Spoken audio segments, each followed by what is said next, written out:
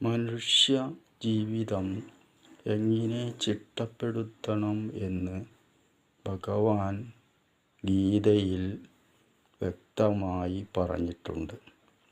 അതിനാണ് 4 ആശ്രമങ്ങൾ പറഞ്ഞിട്ടുള്ളത്.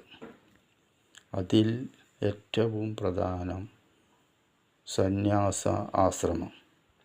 ഗൃഹസ്ഥാശ്രമം കഴിഞ്ഞ് വരുന്ന സന്യാസ ആശ്രമം, അതുപോലെ മറ്റു 4 ആശ്രമങ്ങൾക്കും സഹായകരമായി പ്രവർത്തിക്കാനും സമൂഹത്തെ നന്മയിലേക്കും സേവന പാതയിലേക്കും നയിക്കാനും ഉള്ള ആദ്യത്തെ പടിയാണ് സത്സംഗം.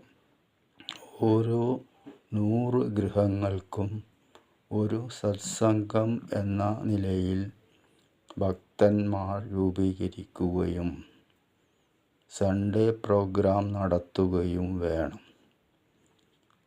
കൂടാതെ ഒരു സേവാ സമിതിയും അതോടൊപ്പം ഒരു സന്യാസ ആശ്രമ സമിതിയും കൂടി രൂപീകരിച്ച് അത് ജില്ലാ തലത്തിൽ വികസിപ്പിക്കുകയും ചെയ്താൽ സമൂഹത്തിൻ്റെ എല്ലാ പ്രശ്നങ്ങൾക്കും